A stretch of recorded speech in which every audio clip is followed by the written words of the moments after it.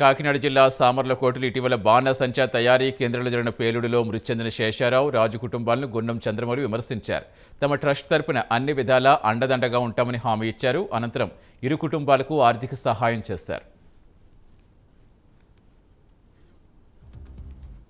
క్రితం ప్రమాదవశాత్తు పెదపూడి గ్రామంలో మృతి చెందిన ఇద్దరు ఎస్సీ క్యాండిడేట్లు సామర్లకోటకు చెందినవారు.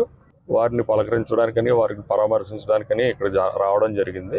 పెద్దలందరి సమక్షంలోని వారికి మా చారిటబుల్ ట్రస్ట్ తరఫున ఏదో చిన్న సాయం చేయడం జరిగింది.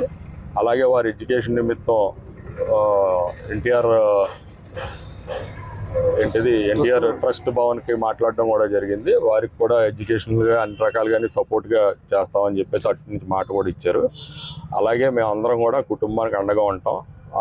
వారికి ఒకళ్ళకైతే ఒక పాప 10th చదువుతుంది, ఒకళ్ళకేమో ఇద్దరు పాపలు, ఒక పాప 10th, ఒక పాప 9th చదువుతుంది. ఆ 10th పాపలకు ఇద్దరికి కూడా పరీక్షలు కూడా జరుగుతున్నాయి. ఎంతో బాధాకరమైన పరిస్థితుల్లో వాళ్ళు వెళ్ళి పరీక్షలు రాయాల్సి వచ్చిన పరిస్థితి వచ్చింది. చాలా మనసును కలిసివేసింది ఇది. ఇలాంటి దుర్ఘటన మరి ఎప్పుడు ఎవరికి జరగకూడదని కోరుకుంటున్నాం. ఇలాగే వీళ్ళకి అన్ని రకాలుగానే మేము సహాయపడతామని, అన్ని రకాలుగానే అండగా ఉంటామని, మేమందరం వారికి ఎటువంటి ఇబ్బంది కలగకుండా వాళ్ళ పిల్లలకి చదువులు